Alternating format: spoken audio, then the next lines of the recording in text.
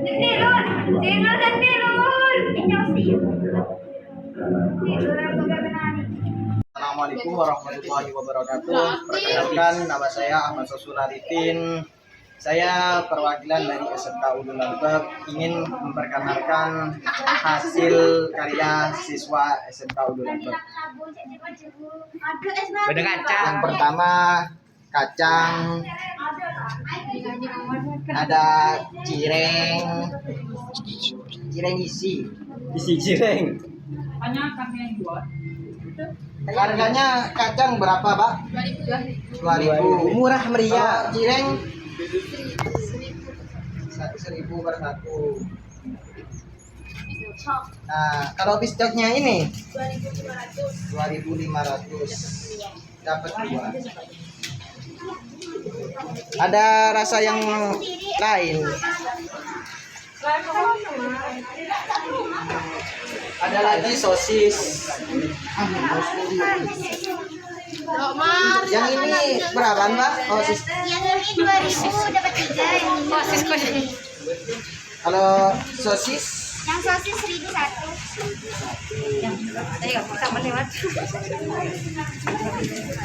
Oh, ada lagi es. Esnya rasa apaan? Iya, keju saja. Iya, Ada mie gelas. Gelasnya 2.000-an. 2.000-an. Aqua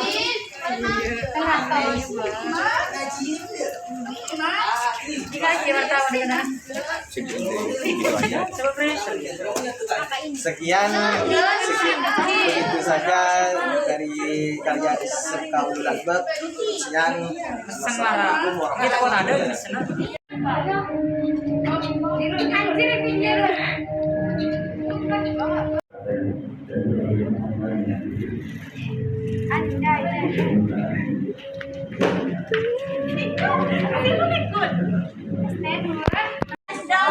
Webu. Arya. Lewingnya lama aja sosis mah.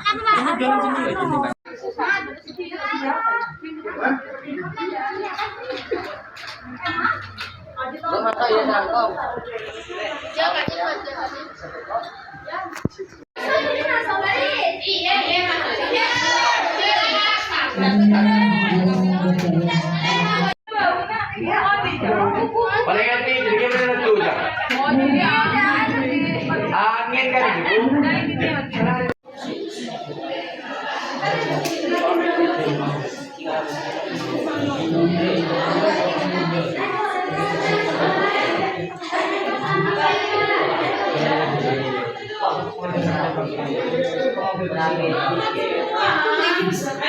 Nah, dulu itu ada gerakan 30 September.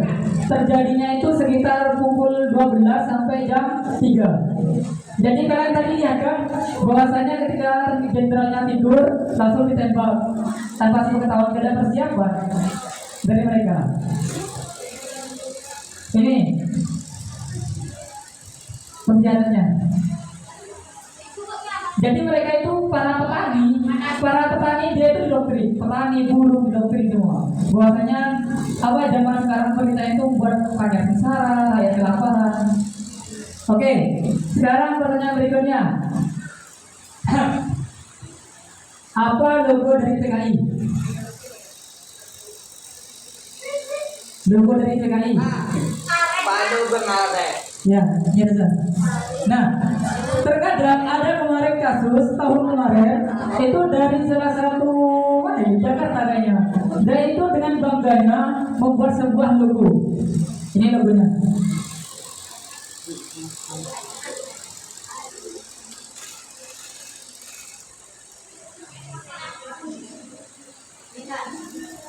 Nih.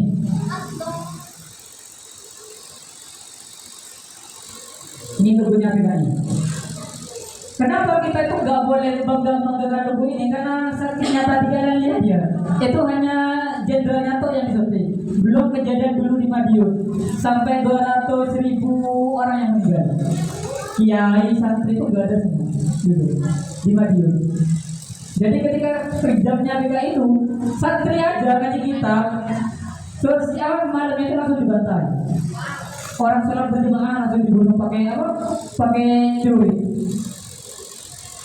ada yang bawa padu, ya itu orang sholat langsung ditebas kepala lehernya. Terus ada orang yang sholat ya kepalanya langsung dipukul sama padu, saking kejamnya. Makanya mereka itu logonya Palu Ari. Apa sih logo dari Palu Ari? Mereka itu pengikutnya atau rakyatnya ya dari buruh tani dan buruh pabrik dulu. Jadi orang-orang kan dulu kan kita itu orangnya goblok kan dulu kan. Memang kita itu kasarnya itulah bodoh kan. Nggak punya. Jadi sekarang kita ke era kalian masih belajar. Kalian aja sekarang masih baru tahu apa itu PKI, ya kan? Sama aja orang dulu itu sama kayak kalian. Mereka itu nggak tahu apa-apa. Mereka itu nggak tahu politik itu apa, nggak tahu. Soekarno aja mereka nggak tahu siapa itu Soekarno, nggak tahu. Tahunya setelah Soekarno mau lengser baru tahu. Karena apa? Dulu itu saking debunya kita. Radio pertama kali di Indonesia itu. Radio pertama kali tadi udah ada tadi di pelangnya. Radio di Indonesia pertama kali, saya tahu. Oke, kalau nggak tahu, kalian pakai kartu apa? Yang sering kalian pakai? Yang paling murah? Bukannya Telkomsel? Telkomsel kan? Nah, radio pertama kali dulu di Indonesia itu Telkom. Dulu, telekomunikasi kepanjangannya.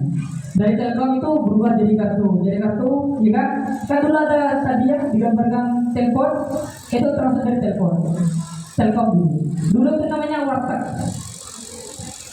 Warteg loh, warteg. Tahu namanya warteg kan?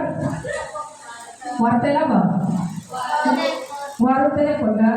Saya dulu masih ingat ketika saya SD pulang sekolah ya langsung ke warung telepon kan. Dulu itu bayarnya mahal. Kalau kita pakai uang receh 500 pendingan itu masuk baru kita bisa telepon. Nomornya itu dulu 031 3041 388 gitu. Tapi ya itu tadi aksesnya ketika jenderal tadi mau nelpon, kabelnya langsung dicopotkan dulu kan. Karena itu aksesnya. Karena masih banyak dulu banyak korbannya karena itu. Kalau sekarang masih ada HP, yang boleh pakai bisa nelpon. Kalau dulu kan udah apa kabel teleponnya dicopot, nggak bisa menghubungi apa-apa. Dulu. Oke, pertanyaan selanjutnya. Siapakah dalang atau ketua dari PKI Indonesia? Pasti fotonya. Yuk, ada yang tahu? Dapat teksi? Apa? Yuk, yang bisa jawab. Ketua dari PKI.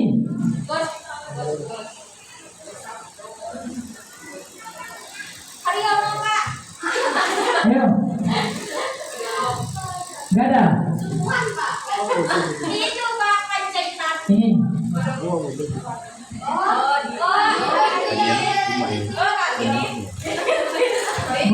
Kalau kita lihat ya ngira-ngira. Dia itu orang pintar loh. Dia itu orang pintar. Makanya dia itu sampai membuat Partai Komunis Indonesia. Karena dulu partainya itu paling lama itu Partai Masyiwi. Mas apa partainya Islam dulu, khususnya PKI. Dulu. Ini yang dari Korea. Ini Korea, ini Rusia, terus ini Indonesia.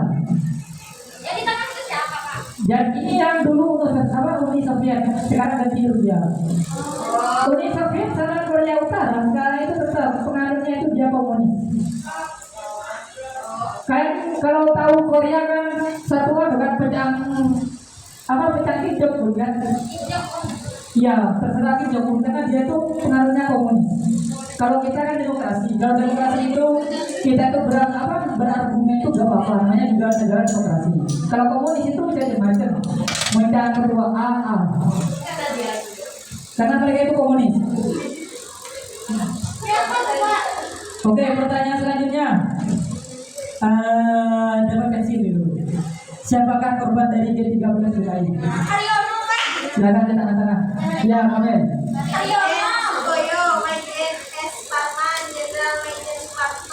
Terus?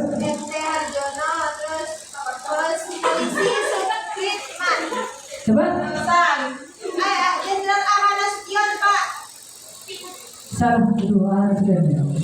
Jadi tadi ketika pertama kali Ahmad Sudian itu tertembak, anaknya ketika masuk rumah sakit dia meninggal. Ya, bapaknya yang tadi ada di tembok kena tembak terjatuh, dia tuh masih sehat selamat. Terus siapa yang meninggal? Yang meninggal itu tadi sepenjago di bawah pistol. Dia itu dari apa ya, kedutaan Malaysia. Kebetulan dia itu menamu ke rumah Ahmad Nasution. Dia itu tamu ya, menamu terus ada pemberontakan, dia juga ke PKI. Jadi dia itu mengaku yang korek Ahmad Nasution. Mau kamu dia dibawa, langsung ditembak lagi. Tahu kan ya? Yang Ahmad Nasution lihat anaknya tertembak, anaknya yang kita bahas sini, ada di rumah, dia itu masih umur 5 tahun. Dia meninggal di rumah sakit. Karena pelurunya dari sini tembus sampai dada sini. Karena anak kecil kan, 5 tahun. Nah orang berkalewan, ketembak mati.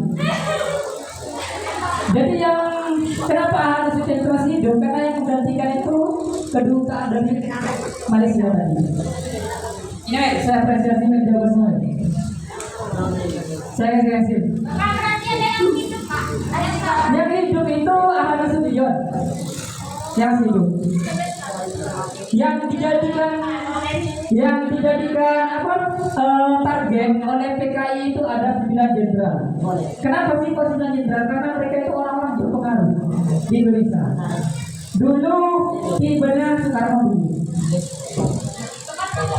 Nah, jadi ketika ada pemberontakan itu kepemimpinannya kepemimpinannya Bapak Soekarno dulu. Ini korbannya.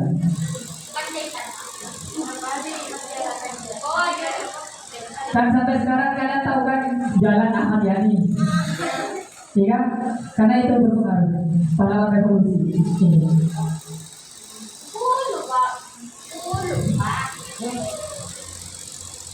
Udah kelas 10 itu kalau dikalkulasikan di semua wilayah, ada yang dari Yogyakarta, Madiun itu kan sama. Ketika dia September itu Madiun sama. Cuman mereka itu bukan orang penting, ingat ya, santri itu kan terlalu penting. Tapi yang sini yang diambilkan itu yang diceritakan itu 9 jenderal itu. Nah, ketika banyak jenderal yang meninggal, akhirnya Soeharto itu membentuk aliansi. Ketika tanggal 1 Oktober kan, nah memperingati hari kesaktian Pancasila, iya kan? Jadi jangan tahu. Nah, kenapa sih kok kesaktian Pancasila? Karena dari sini, nah ini akibat dari PKI akhirnya dikuatkan kesaktian Pancasila. Ini kan 9 jenderal yang meninggal kan? Berapa ini? 7 ya? Ini 7 jenderal yang meninggal.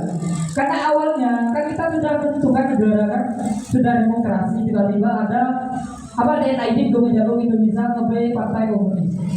Dia itu pengen mengubah merubah tatanan negara kita. Awalnya yang demokrasi pengen diganti jadi komunisme. Jadi pada tanggal 1 Oktober ditetapkan hari kesaktian Pancasila. Dikuatkan lagi 1 Tuhan Yang Maha Esa, 2 terus 4 5. Nah, itu Pancasila itu dirombak berapa kali? 6 kali apa? 2 kali. Enggak. Pancasila itu dirubah 4 kali. 4 amandemen. Awalnya itu enggak percaya 1 Tuhan Yang Maha itu enggak ada dulu. Karena kita mayoritas orang Islam dikeluarkanlah 1 Tuhan Yang Maha Esa. Kenapa sih kok Tuhan Yang Maha Esa? Karena itu kita itu kan makhluk yang beragama kan. Entah itu kalau orang Kristen Tuhannya Yesus, kita Allah. Iya, jadi Tuhan itu istilah secara universal. Siapa Tuhanmu? Ketika misalkan ada temanmu yang Kristen, siapa Tuhanmu? Yesus Kristus. Enggak salah. Karena Tuhan itu bersifat universal, keseluruhan agama. Kalau kita siapa Tuhan yang apa? Kita istilah Tuhan Yesus, portapor mereka. Nah, kalau kita lebih kompleks, siapa Tuhanmu? Kalau tanya siapa Tuhanmu, baru apa? Siapa Tuhanmu Yesus kita nggak salah. Karena kita itu apa ya penganutnya agama semua agama. Ada agama ya, apa Kristen, Islam, terus emang tidak bisa ada kamu itu. Nah, oke. Sampai sini paham tentang PKI. Nah, awalnya kita itu negara rata-rata kita itu Islam. Dari kita mulai pergerakan Indonesia itu dari Islam. Kenapa sih Indonesia kok bisa terbentuk? Karena dari para ulama. Kayak sebagai contohnya almarhum Kiai Sabawi. Ya, dia itu kalau dari sejarahnya, secara logika aja ya. Tombak dari bambu, nggak bisa mengenal tembak pistol. Kita analogikan aja, nggak mungkin kan? Belanda itu dulu bawa tembak, bisa kan? Kita bawa bambu, ada yang tembak mati. Tapi kan karena kerjanya orang dahulu sampai bisa dibujuk-bujuk, ya kan itu. Habis dulu kalau agama yang tertua itu apa? Di Indonesia? Agama yang tertua di Indonesia? Yakin.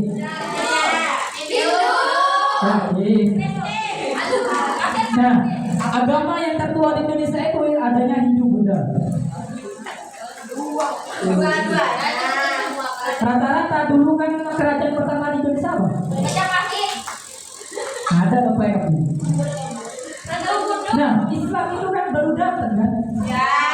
Iya kan? Ketika siapa yang datang pertama kali ke Islam?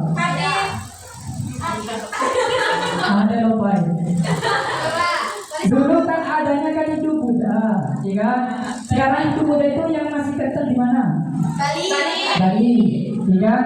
Terus tempat sembahyangnya di mana? Lokasi wilayahnya yang paling kalau kita kan Mekah, ya. Kalau Hindu Buddha itu di mana? Nah.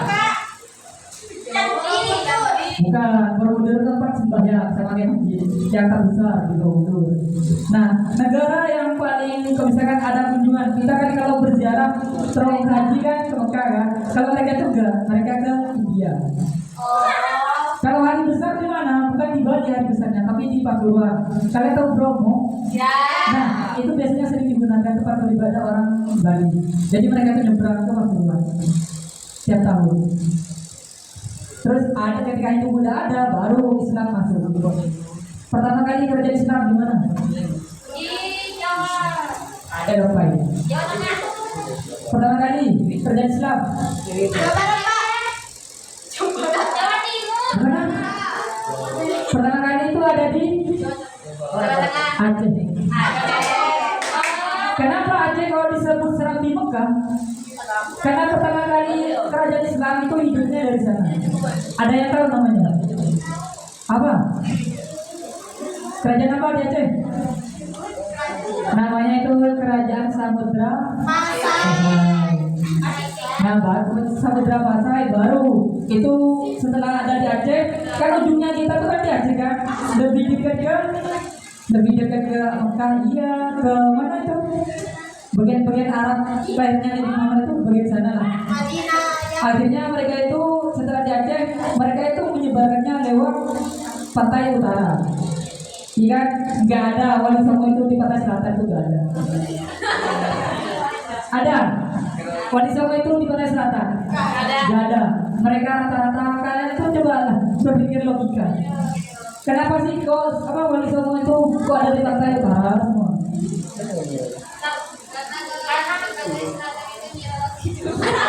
Enggak, karena mereka di sana itu kepercayaannya masih kuat.